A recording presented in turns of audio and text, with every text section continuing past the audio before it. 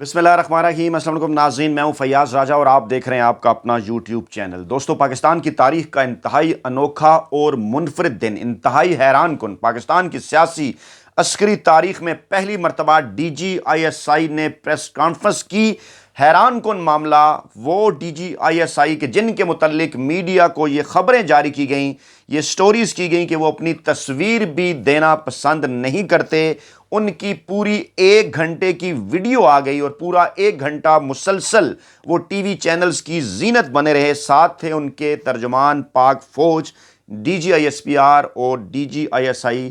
General Nadeem Anjum ने मुश्तरका press conference की। और इसके कई पहलू हैं और ऐसे पहलू हैं कि जिन पर गुज़श्ता पाकिस्तान की 75 साला सियासी तारीख को अगर सामने रखा जाए तो आइंदा जो पाकिस्तान की 75 साला सियासी अस्करी तारीख है उसमें भी इस प्रेस कॉन्फ्रेंस के हर पहलू के ऊपर बात की जाती रहेगी। लेकिन इस वक्त पाकिस्तान के जितने भी सीजन जर्नलिस्ट हैं वो सोशल मीडिया के ऊपर ये बात कर रहे हैं। वो कह रहे हैं कि आखिर वो कौन था कि जिसने DGISI को इस बात का मशवरा दिया कि उन्हें इस मौके के ऊपर आकर प्रेस कॉन्फ्रेंस करनी चाहिए थी। यकीनी तौर पर लोग उसको ढूंढ रहे हैं, उस मशीर के मुतल्लिक बात हो रही है कि जिन्होंने ये मशवरा दिया। लेकिन दूसरी तरफ DGISI का ये कहना था कि वो क्यों इस प्रेस कॉन्फ्रेंस में आने पर मजबूर हुए, क्यों वो आए, उन्होंने इस हवाले से कुछ चीज़ें भी सामने रखी। लेकिन बहरहाल ये पाकिस्तान की दुनिया की सियासी अस्करी तारीख का एक इंतहाई अनोखा मामला है। और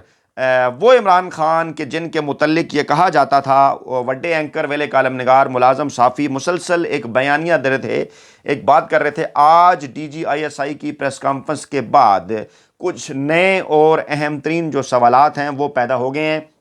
उनकी जाने पड़ते हैं। लेकिन सबसे पहले मैं जो बात करना चाहूँगा वो ये कहूँगा कि ये प्रेस कॉन्फ्रेंस एक ऐसे मौके के ऊपर की गई कि जब शहीद अरशद शरीफ की नमाज जनाजा अदा होनी थी, उनकी मैयत जो है वो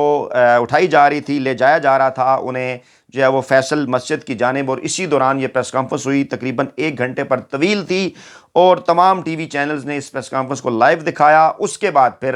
राना सनाउल्लाह साहब जो है वो स्क्रीन के ऊपर आ गए और सवाल ये पैदा हो रहा है कि इस मौके के ऊपर कि कल जब जो है वो फैसल वाउडा ने प्रेस कॉन्फ्रेंस की और आज इस प्रेस कॉन्फ्रेंस को करने की क्या ज़रूरत पेश आ गई। बारी बारी चीज़ों को लेके आगे बढ़ते हैं। सबसे पहले मैं आपके सामने रखूँगा ये मामला कि जिसमें DGISI ने यह कहा कि जब जो है वो झूठ से फितना फैल रहा हो तो उस मौके के ऊपर सच को ज़रूर सामने आना चाहिए। लेकिन साथ ही अगले लम्हे उन्होंने ये बात की कि ऐसा सच कि जिससे शर फैले, उस सच को बोलने से भी परहेज़ करना चाहिए। मामले को मज़ीद आगे बढ़ाने से पहले मैं ये कहना चाहता हूँ कि इस वक्त जियो TV जिस किस्म की ट्रांसमिशन कर रहा है, जिस किस्म का एक मखसूस एजेंडा जो है वो मखसूस फ्रेमिंग चीज़ों की कर रहा है, जो कि इस वक्त टीवी स्क्रीन के ऊपर है, आज पाकिस्तान के बच्चे बच्चे को इस बात का अंदाज़ा हो गया है कि पाकिस्तान जब टूटा 1971 में तो उस वक्त के फौजी आमिर जर्नैलों के साथ साथ जो उस वक्त की पीपल्स पार्टी थी, जो उस वक्त की मुस्लिम लीग थी और जो उस वक्त का मीडिया था और ख़ास तौर पर बिलखसूस जो जंग ग्रुप था, उसने क्या किरदार अदा किया था। आज पाकिस्तान के बच्चे बच्चे को इस बात का अंदाज़ा हो गया कि किस तरह से पाकिस्तान के मकबूल तरीन सियासी रहनुमा इमरान खान के खिलाफ एक मजमूम और घटिया प्रोपेगेंडा जंग जियो ग्रुप की जानिब से जो है वो किया जा रहा है। और फिर वक्त आने पर यह भी साबित हो गया कि फौज के सियासी किरदार पर बज़ाहिर तनकीद करने वाले, एंटी स्टैब्लिशमेंट कहलाने वाले ज़्यादातर नाम नहाद सहाफ़ी झूठे और शरीफ जरदारी माफिया के मुलाजिम थे। और बेशक अल्लाह ताला का यह वादा है कि एक न एक दिन जो है वो सच जो है वो सामने आकर रहता है। इंसार अब्बासी साहब ने ट्वीट किया, उन्होंने कहा कि इमरान खान की सियासत और इल्ज़ाम तराशी के बायस पाकिस्तान की फ़ौज ISI ISPR को पहली दफ़ा ये मुल्की तारीख में हुआ कि वो प्रेस कॉन्फ्रेंस करने जा रहे हैं, प्रेस कॉन्फ्रेंस कर रहे हैं। लेकिन सवाल ये पैदा होता है कि ये साहब खुद को सबसे बड़ा तहकीकाती सहाफ़ी बनाकर पेश करते रहे। मुसलसल पिछले 6 माह में अगर इनकी खबरें उठाकर देखी जाएँ तो कितनी झूठी साबित हुई। ये तो फेसिलिटेशन और दीगर तमाम चीज़ों के हवाले से बात करते रहे, फिर कहते रहे न्यूट्रल हो गए। फिर इसी ग्रुप के ऊपर टीवी चैनल पर बैठ कर सोहेल वड़ाइश ने यह फरमाया कि इमरान खान को घर भिजवाने में फ़ौज और अदलिया ने भी किरदार अदा किया, सिर्फ पार्लियामेंट ने किरदार अदा नहीं किया। ये तमाम तर चीज़ें जो है वो आपके सामने हैं। फिर जनाब ये सवाल उठाया गया DGISI की जानिब से, ये कहा गया انہوں نے یہ کہا کہ عمران خان میر جعفر کہتے ہیں، میر صادق کہتے ہیں، غدار کہتے ہیں، نیوٹرل کہتے ہیں، جانور کہتے ہیں، لیکن جہاں تک ہماری معلومات ہیں اس میں درستگی کیجیے گا، عمران خان نے جلسوں کے اندر یہ الفاظ استعمال کیے، لیکن آج تک انہوں نے کسی بھی ادارے کا ذکر نہیں کیا۔ اپنے تمام تر سیاسی مخالفین کا نام لے کر وہ ان کا ذکر کرتے رہے، لیکن پاکستان کے کسی ادارے کا انہوں نے ذکر نہیں کیا۔ اور گزشتہ 4 برسوں میں یہ مثال موجود ہے کہ کس طرح سے نواز شریف، شہباز شریف، مریم نواز، حمزہ شہباز، سردار ایاز صادق، رانا ثناء اللہ، جاوید لطیف، اس کے ساتھ ساتھ دیگر جو لوگ ہیں، آصف زرداری، بلاول بھٹو، انہوں نے خود بھی اور ان کی موجودگی میں جلسوں کے اندر نہ صرف اداروں کے خلاف جو ہے وہ نعرے بازی کی جاتی رہی، بلکہ اداروں پر طرح طرح کے الزامات لگائے جاتے رہے، لیکن اس کے باوجود کسی ادارے کی جانب سے کوئی رد عمل جو ہے وہ نہیں آیا۔ تو اس موقع پر ایک بار پھر یہ سوال پیدا ہوتا ہے کہ یہ پریس کانفرنس اس کا کیا مقصد تھا؟ اور کسی دوست نے میرے سے ایک بات کی، میں نے وہ ٹویٹ بھی کیا کہ 1992 کے ورلڈ کپ میں مسلسل کریز پر رک کر عمران خان نے مخالف ٹیم کو اتنا زج کر دیا کہ جنہوں نے آخری اوور کرانا تھا وہ بھی وقت سے پہلے بال پھینکنے پر مجبور ہو گئے، اور پھر یوں ہوا کہ مخالفین کے پاس آخری اوور کرانے کے لیے کوئی نہ بچا، اور پھر پاکستان وہ میچ جیت گیا۔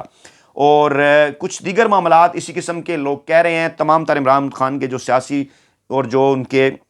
مخالفین ہیں، جو میڈیا کے اندر بھی جو ان کے ناقد ہیں، وہ بھی یہ بات کر رہے ہیں کہ اعصاب کی جنگ کا سب سے بڑا کھلاڑی عمران خان جو ہے وہ ثابت ہوا۔ اور ابھی چند لمحے پہلے یہ خبریں چلیں کہ عمران خان شاید کوئی پریس کانفرنس وہ بلا رہے ہیں۔ ابھی تھوڑی دیر پہلے فواد چودھری نے کہا کہ عمران خان نے کوئی پریس کانفرنس نہیں بلائی اس پریس کانفرنس کے جواب میں، اور ان کا فوکس صرف اور صرف جو ہے وہ لانگ مارچ ہے۔ ہاں، لانگ مارچ کے حوالے سے DGISI سے جب سوال کیا گیا تو انہوں نے کہا کہ ان کا جو ہے وہ کسی کے لانگ مارچ دھرنے کے اوپر کوئی اختلاف نہیں ہے، کوئی اعتراض نہیں ہے، اور لانگ مارچ جو ہے وہ تمام تر سیاسی جماعتوں کا جو وہ حق ہے، اور جب تک حکومت ہمیں آئین کے آرٹیکل 245 کے تحت بلا کر اگر ملک کے اندر کو امن و امان کی صورتحال خراب ہو یا کوئی دیگر معاملہ ہو، اس وقت تک ہمارا کوئی ایسا کردار نہیں ہے۔ جب انہوں نے بلایا تو پھر اپنا جو آئینی اور قانونی کردار ہے وہ ہم ادا کریں گے۔ پھر ایک اور بات انہوں نے کی، انہوں نے کہا کہ اگر اسٹیبلشمنٹ چاہتی تو کیا ارشد شریف صاحب ملک چھوڑ سکتے تھے؟ کیا وہ پاکستان سے جا سکتے تھے اگر یہ اسٹیبلشمنٹ چاہتی کہ وہ ملک سے نہ جائیں؟ یہ سوال ہے، اس سوال کا جواب بھی کون دے گا؟ اس حوالے سے آئندہ آنے والے چند گھنٹے جو ہے وہ اہم ترین ہیں۔ لیکن ایک اور آئینی اور قانونی ماہرین سے ایک اور اہم ترین سوال بھی ہے میرے جیسے ان لوگوں کا جو کہ زیادہ نالج نہیں رکھتے آئین اور قانون کے حوالے سے، کہ کیا پاکستان کا آئین اور قانون جو ہے وہ DGISI کو پریس کانفرنس کی اجازت دیتا ہے؟ ماضی میں کیا اس قسم کی کوئی مثال ہے؟ اور مستقبل کے حوالے سے کیا روایات اس حوالے سے جو ہے وہ سامنے آئیں گی؟ پھر ان کی جانب سے یہ کہا گیا کہ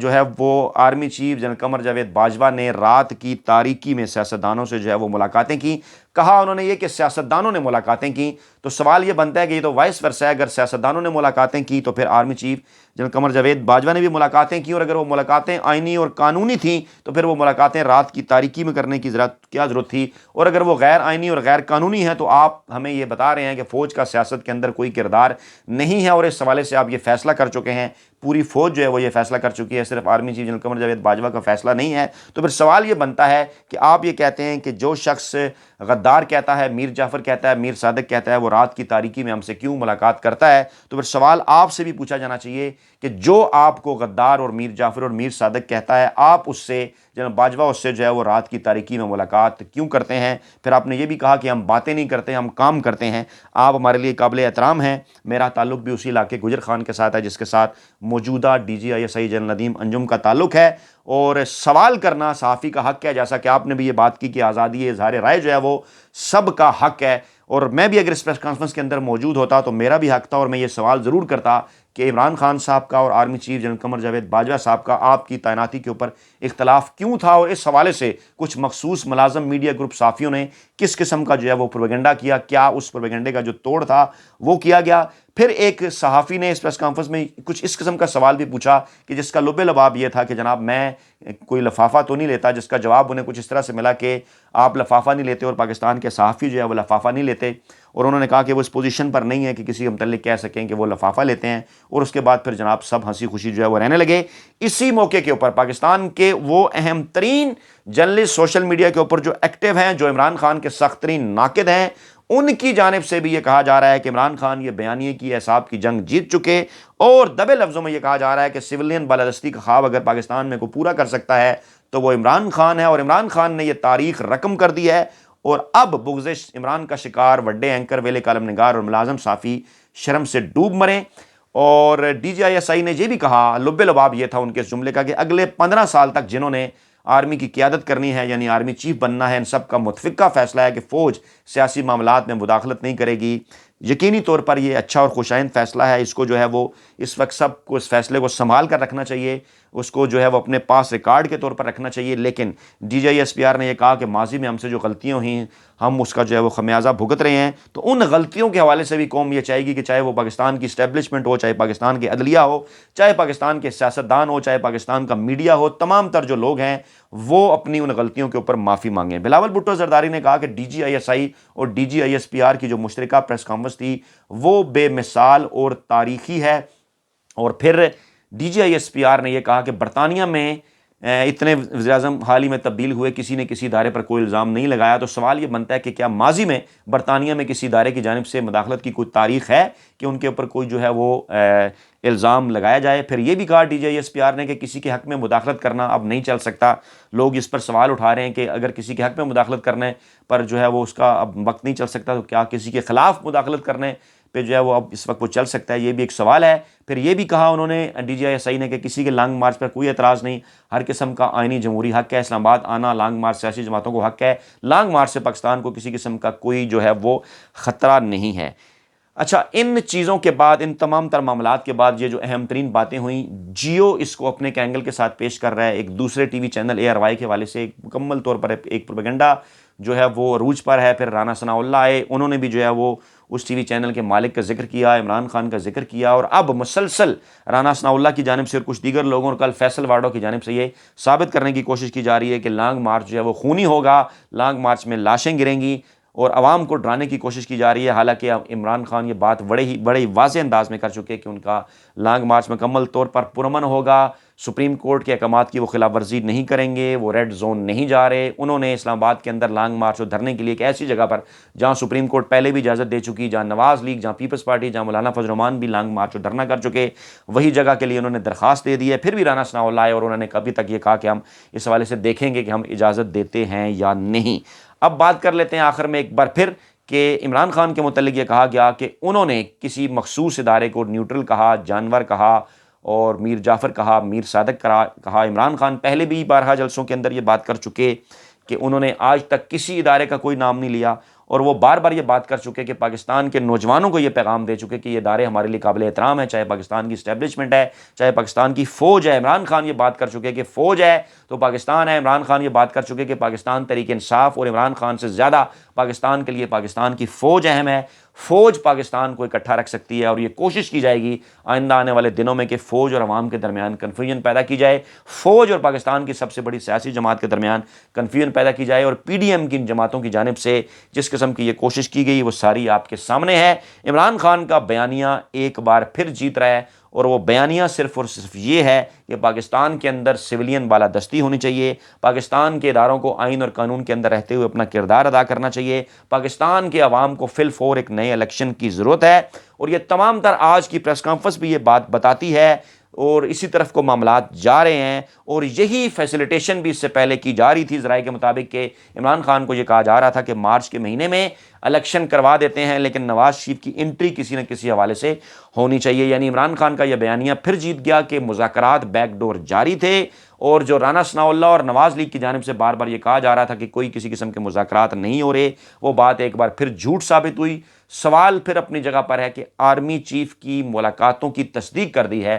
موجودہ DGISI جنرل ندیم انجم نے، باقاعدہ طور پر ایک پریس کانفرنس کے اندر اس بات کا انہوں نے اعتراف کیا ہے کہ یہ ملاقاتیں ہوئیں، جس کے اوپر پاکستان کے جو صحافی ہیں، جو سیزن جرنلسٹ ہیں، وہ یہ سوال اٹھاتے ہوئے نظر آ رہے ہیں کہ گزشتہ کافی عرصے سے آپ یہ بات کر چکے کہ آپ غیر جانبدار ہیں، سیاست میں کوئی کردار نہیں، تو پھر یہ جو تمام تر ملاقاتیں ہیں یہ کس حیثیت میں کی جا رہی تھیں؟ جواب انہیں ملا کہ وہ ملک جو کو عدم استحکام سے بچانا چاہتے تھے، تو ابھی تک ملک پھر عدم استحکام کی کیفیت سے کیوں دوچار ہے؟ ان ملاقاتوں کے نتائج کیوں نہیں نکلے؟ کھل کر قوم کو یہ بتایا جائے کہ عمران خان کیا چاہتے ہیں، آپ کیا چاہتے ہیں، معاملات پوائنٹ آف نو ریٹرن پر کیوں پہنچے ہیں، PDM کا ان تمام تر معاملات کے اندر کیا کردار ہے، اور پھر جب آپ سائفر کو ایک سازش قرار دے رہے ہیں تو آپ کی موجودگی کے اندر قومی سلامتی کا اجلاس ہوا. اس اجلاس کے بعد ایک پریس ریلیز جاری ہوئی. اس پریس ریلیز کے بعد ڈی مارچ بھی کیا گیا. اس کا یہی مطلب تھا کہ پاکستان کا ذکر ہوا, پاکستان کو یہ کہا گیا, پاکستان کے اندرونی معاملات کے اندر مداخلت ہوئی,